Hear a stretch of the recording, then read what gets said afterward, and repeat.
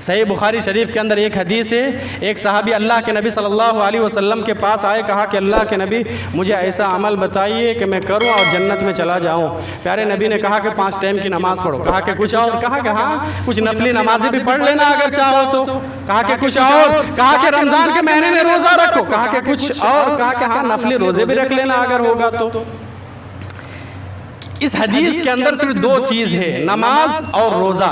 کسی حدیث کے اندر زکوٰۃ کا بھی تذکرہ ملے گا لیکن حج کا تذکرہ نہیں ہے، حج کا تذکرہ نہیں ہے۔ کیوں پتہ ہے؟ اس لیے کہ وہ جو صحابی رسول آئے تھے پیارے نبی کے پاس بہت زیادہ غریب تھے، اتنا مالدار نہیں کہ وہ حج کر سکتے ہیں۔ پیارے نبی صلی اللہ علیہ وسلم سے سوال کیے، سوال کرنے کے بعد وہ چلے گئے، یہ کہتے ہوئے گئے واللہ لا ازید علی ھذا ولا انقص۔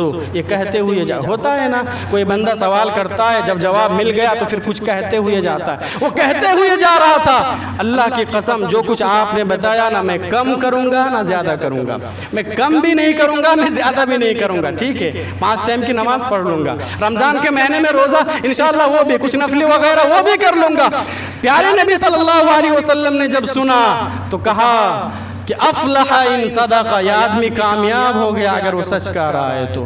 کسی دوسری حدیث کے اندر آپ کو یہ لفظ ملے گا، پیارے نبی صلی اللہ علیہ وسلم نے صحابہ اکرام سے کہا کہ دنیا کے اندر اگر کسی جنتی آدمی کو چلتا پھرتا دیکھنا چاہتے ہو تو اس آدمی کو دیکھ لو، یہ جنتی آدمی اللہ الصمد۔ میرے بھائی دیکھا عمل کرنے کا جذبہ صحابہ اکرام کے اندر تھا، ہمارے اندر نہیں ہے۔ ایک آخری حدیث سناتا ہوں، ترمذی شریف کے اندر یہ حدیث موجود ہے۔ حدیث کے راویہ حضرت ام حبیبہ ام المؤمنین پیارے نبی صلی اللہ علیہ وسلم کی بیوی ام حبیبہ وہ ہے۔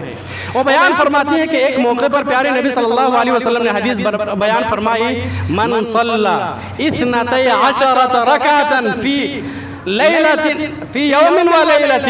پیارے نبی نے حدیث بیان فرمائی کہ جو بھی شخص دن اور رات میں 12 رکعتوں کی پابندی کرے گا، 12 رکعت یہ سنت ہے، سنت مؤکدہ، ظہر سے پہلے 4، ظہر کے بعد 2، مغرب کے بعد 2، عشاء کے بعد 2، فجر سے پہلے 2 رکعت، یہ سنت مؤکدہ۔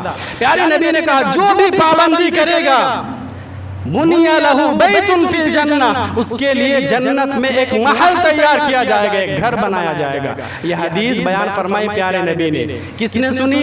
آپ کی بیوی ام حبیبہ نے۔ ام حبیبہ وہ کہتی حضرت ام حبیبہ میں یہ بتا رہا ہوں کہ صحابہ کے اندر، صحابیہ کے اندر عمل کرنے کا کیا جذبہ تھا۔ وہ بیان فرماتی ہے کہ جب سے میں نے یہ حدیث اللہ کے نبی صلی اللہ علیہ وسلم کی زبان سے سنی اس کے بعد سے کبھی بھی یہ 12 رکعت ہم نے نہیں چھوڑی، اللہ الصمد۔ حضرت ام حبیبہ کہتے ہیں ترمذی شریف کے اندر یہ الفاظ موجود ہے کہ کبھی بھی ہم نے یہ 12 رکعت نہیں چھوڑی، یہ عمل کرنے کا جذبہ۔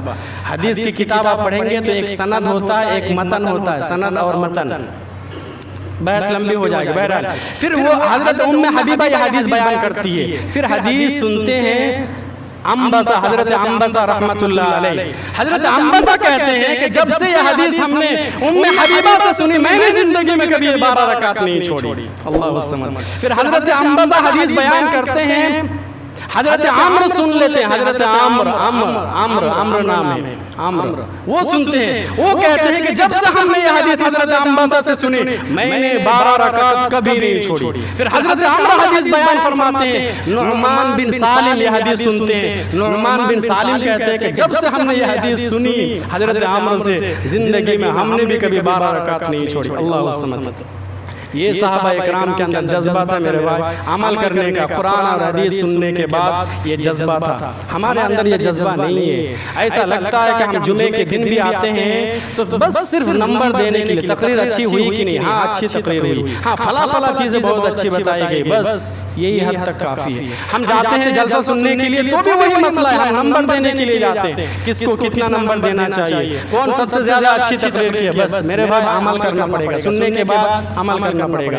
ہم اللہ رب العالمین سے دعا کرتے ہیں کہ رب العالمین تو ہمیں سننے کے بعد کئی ہوئی باتوں کے اوپر ہم سب کو عمل کرنے کی توفیق عطا فرما، رب العالمین تو ہم سب کو عمل کرنے کی توفیق عطا فرما، رب العالمین تو ہم سب کو صراط مستقیم پر چلا، رب العالمین تو ہم سب کو پکا سچا نمازی بنا دے، رب العالمین ہم میں جو بے نمازی ہے رب العالمین تو اپنے فضل و کرم سے اسے نمازی بنا دے، ہم سب کو نماز پڑھنے کی توفیق عطا فرما، رب العالمین دنیا کے اندر بہت سارے لوگ بیمار ہیں، سب کو تو شفا عاجلہ کاملہ عطا فرما۔ رب کریم دنیا کے اندر مسلمان سب سے زیادہ پریشان ہیں، سب کی پریشانیوں کو تو دور فرما۔